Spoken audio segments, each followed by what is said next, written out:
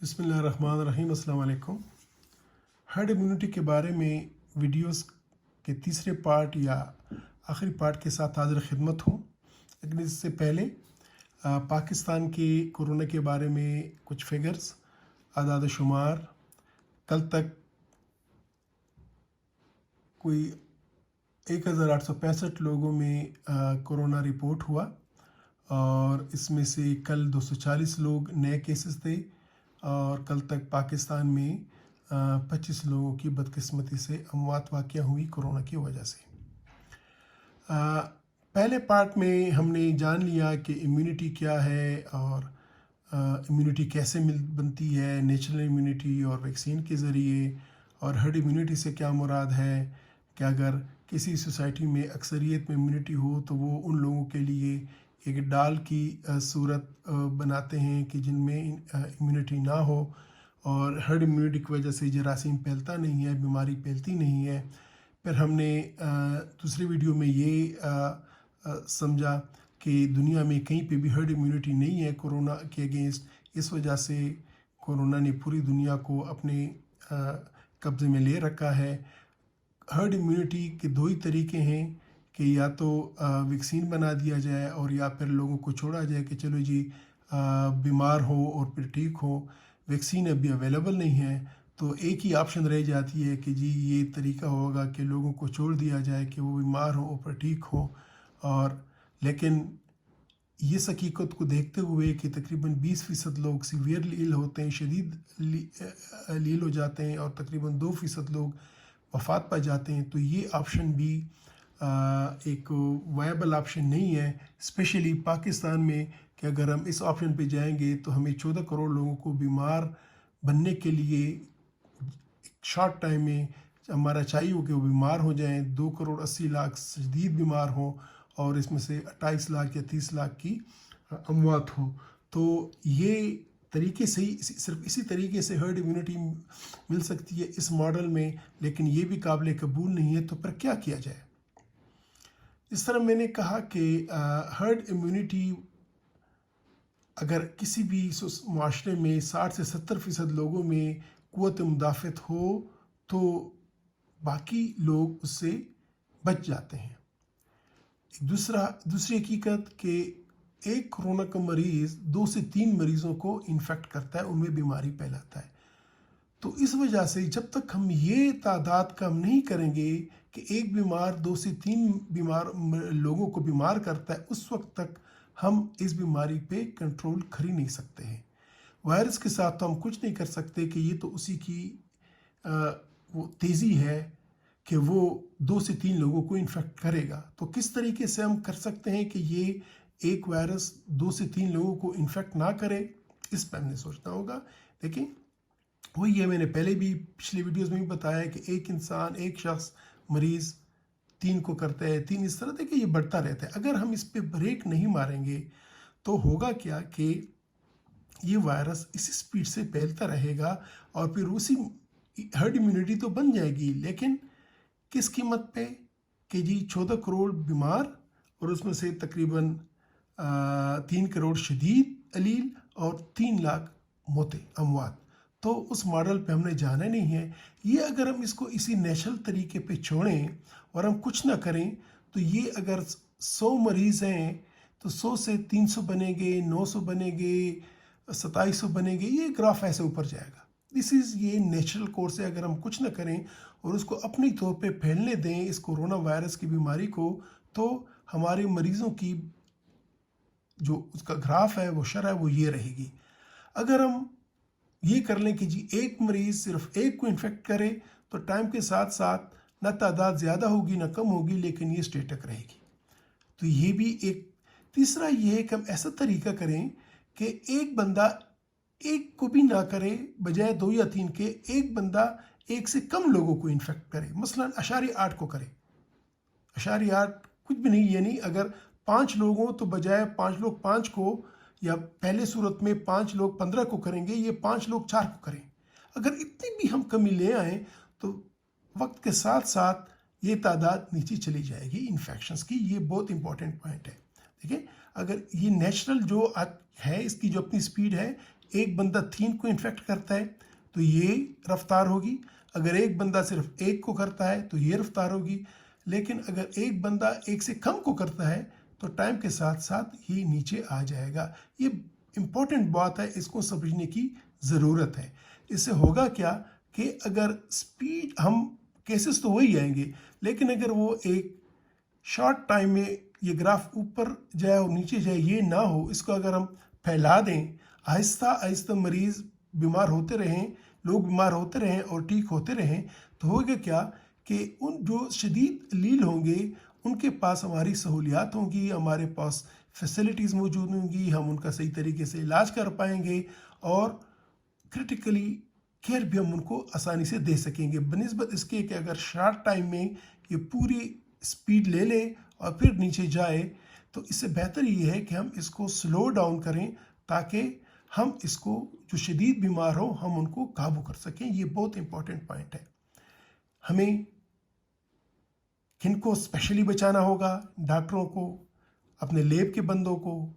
ہم یہ بھی جانتے ہیں کہ جیسے جیسے عمر بڑھتی ہے یہ نیچرل قوت مدافعت بھی کم ہوتی جاتی ہے، اور ہم نے دیکھا ہے کہ جن لوگوں کی عمر 50-60 سال سے زیادہ تھی وہ ان کی اموات بھی ہوئی اور ان میں یہ بیماری شدت کر گئی۔ شوگر کے مریض ہیں، گردوں کے مریض ہیں، سینے کے مریض ہیں، جگر کے مریض ہیں، یہ تمام ایسے لوگ ہوں گے کہ جن میں ہمیں مزید خیال رکھنا پڑے گا، اور ان لوگوں کا پھر ہم آسانی سے، اگر اس کی سپیڈ سلو ہے پھیلنے کی، تو ہم آسانی سے ان کو لک آفٹر کر سکتے ہیں، ان کا علاج کر سکتے ہیں۔ یہ دیکھیں بہت امپورٹنٹ ہے، اس کو میں آپ کو توجہ یہ آخری سلائڈ سے آپ کی چاہوں گا۔ دیکھیں یہ کوئی آبادی لے لیں، ایک گاؤں لے لیں، ایک سٹی لے لیں، ایک گاؤں لے لیں جس میں 500 لوگ ہیں، یا محلہ لے لیں جس میں 500 لوگ ہیں۔ اب شروع میں ان 500 لوگوں میں سے کسی میں بھی امیونٹی تو نہیں ہوگی کیونکہ کوئی انفیکشن نہیں ہے۔ اب ان میں سے 100 لوگوں کو کورونا بیماری ہوئی، اس کا مطلب ہے کہ 500 میں سے 100 کو تو بیماری ہو گئی اور 400 کو ہو سکتی ہے۔ اب اگر یہ 100 لوگ مریض آگے 100 کو بیمار نہ کریں، صرف 80 کو کریں اور 80 پھر 64 کو کریں، یعنی ایک کو نہ کریں بلکہ ایک سے کم لوگوں کو کرے، تو ہوگا کیا کہ ٹائم کے ساتھ ساتھ یہ انفیکشنز کی، بیماری کی یا بیماروں کی تعداد نیچے ہوتی جائے گی۔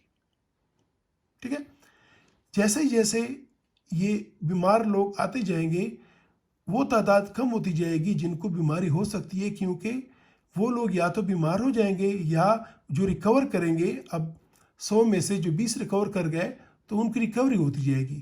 تو ٹائم کے ساتھ ساتھ جب انفیکشن کا ریٹ بجائے 1 کے 1 سے نیچے ہو تو بیماری کم ہوتی جاتی ہے، قوت مدافعت والے لوگ زیادہ ہوتے جاتے ہیں، یہ گرین گراف جو ہے، اور وہ لوگ جن میں مدافعت نہیں ہوتی یا جن کو خطرہ ہوتا ہے وہ بھی آہستہ آہستہ کم ہو رہے ہوتے ہیں۔ تو یہاں پہ اندازہ کریں دیں کہ یہاں پہ وائرس بھی موجود ہے، لیکن یہاں پہ وہ لوگوں کی تعداد زیادہ ہو جاتی ہے، کوئی 60% جن میں قوت مدافعت بن چکی ہوتی ہے، تو یہ ان لوگوں کو بچا لیتی ہے۔ تو ہم نے اسی ماڈل پہ جانا ہے کہ ہم نے اس بیماری کے ریپلیکیشن یا اس کو بڑھنے یا اس کی سپیڈ پھیلنے کی سپیڈ کو ہم نے 2 یا 3 کی بجائے 1 سے کم پہ رکھنا ہے۔ کیسے ہم 1 سے کم پہ رکھیں گے؟ یہ طریقہ ہے کہ ہم سوشل ڈسٹینسنگ کریں گے، جس طرح کہ اسکول بند ہو گئے، کام سے چھٹی ہے، بڑے بڑے اجتماعوں میں نہ جائیں، بڑے جمگٹوں میں نہ جائیں، بار بار ہاتھ دھوئیں۔ دیکھیں یہ مریض ہے، اب اس مریض کو انفیکشن ہے، یہ اس کے ارد گرد تقریباً 2 میٹر کا فاصلہ ہے کہ جو کہ ڈینجرس زون ہے۔ تو اگر ہم اس ڈینجرس زون میں داخل ہوں گے ہمیں انفیکشن لگے گی، لیکن اگر اس ڈینجرس زون سے ہم دور رہیں گے تو یہ انفیکشن بڑھنے کے چانسز کم ہو جائیں گے۔ اس شخص کے 80% چانس ہے کہ یہ معمولی سی بیماری ہوگی اور یہ ٹھیک ہو جائے گا، 20% چانس ہے کہ شاید یہ ذرا شدید عل ہو جائے گا، شدید بیمار ہو جائے گا۔ شدید بیماری میں ہمارے ہاسپٹلس میں اتنا پریشر نہیں ہوگا، ہم اس کو بہتر طریقے سے اس کا علاج کر پائیں گے اور امید رکھیں گے کہ اس میں شرح موت کم سے کم ہوگی۔ لیکن اگر ये लोग तादाद में बहुत ज़्यादा हों और हम इनको इलाज करने की सहूलत हमारे साथ कम हो जाएगी, तो होगा क्या कि बीमारी मज़ीद से मज़ीद फैलेगी। तो हर्ड इम्यूनिटी हम इस तरह बना पाएंगे कि हम इस बीमारी को, आएगी तो ज़रूर, लेकिन बजाय कम टाइम में, कुछ महीनों में पूरा का पूरा ग्राफ जाने में, अगर हम इनको फैला दें तो उससे होगा ये कि ये बीमारी हर्ड इम्यूनिटी बनेगी, लेकिन ये बहुत सारी जानें लेके नहीं जाएगी, हमारे हेल्थ सिस्टम को पैरालाइज नहीं करेगी। तो मेरी आप सबसे यही रिक्वेस्ट है कि अज़राए करम आप सोशल डिस्टेंसिंग पे जाएं, इस एहसास के अंदर ना आए, इससे दूर रहें। अगर हम इससे दूर रहेंगे तो ये बंदा तो इंशाल्लाह रिकवर कर जाएगा, क्योंकि 80% चांस है, लेकिन ये लोगों को बीमारी नहीं लगेगी, ये बच पाएंगे। तो यही एक तरीका है कि जिस तरीके पे हम हर्ड इम्यूनिटी बना सकते हैं, कम से कम कीमत जाने गंवा कर। न हुआ तो मैंने पहले आपसे बोला है कि 3 लाख अमवातें होंगी, 14 करोड़ बीमार होंगे, 3 करोड़ शदीद बीमार होंगे, और अगर ये 3-4 महीनों में होगा, हर्ड इम्यूनिटी तो बन जाएगी, बाकी लोग तो बच जाएंगे, लेकिन हमने कितनी कीमत दी होगी। तो इस कीमत से बचने के लिए हमने इसके फैलाव की रफ्तार को 1 से कम रखना है। याद रखें, इसके नेचुरल रफ्तार 2 से 3 है। एक बंदा 2 या 3 को बीमार करता है, हमें कोशिश करनी है कि एक बंदा एक को भी नहीं, 1 से भी कम लोगों को बीमार करे। अगर इस रेट पे हम आ गए तो फिर हमारी हर्ड इम्यूनिटी भी बन जाएगी, हमारा नुकसान भी कम होगा, हमारा हेल्थ सिस्टम भी पैरालाइज नहीं होगा, और हम इस बड़ी आफत से भी बच पाएंगे। और इसका एक ही तरीका है कि हमने इस हिसार से दूर रहना है, इस ख़तरनाक शल से दूर रहना है। जब तक हम इससे दूर नहीं रहेंगे, हम ये मकसद हासिल कर नहीं सकते। Thank you very much. मैं उम्मीद करता हूँ कि इन 3 वीडियो से आपको हर्ड इम्यूनिटी के बारे में और कोरोना से के ख़िलाफ़ हर्ड इम्यूनिटी कैसे बनानी है, किस स्ट्रेटेजी पे बनानी है, इससे आपको कुछ थोड़ा सा मालूमात आई होंगी। मेरी कोशिश यही थी कि सिंपल और आम अल्फाज में आपको थोड़ा सा इस बारे में समझाऊं। आजकल हर पोस्ट में, हर न्यूज़ में हर्ड इम्यूनिटी की बात हो रही है, तो मेरी कोशिश थी कि मैं इस हर्ड इम्यूनिटी के बारे में अपने ख्यालात अपना थोड़ा सा आपके साथ डिस्कस करूं कि कैसे हम हर्ड इम्यूनिटी ले सकते हैं, बना सकते हैं कोरोना के अगेंस्ट, और वो भी कम से कम नुकसान किए करते हुए। Thank you very much. खुदा हाफिज़। अल्लाह हम सबको अमान में रखे। आमीन।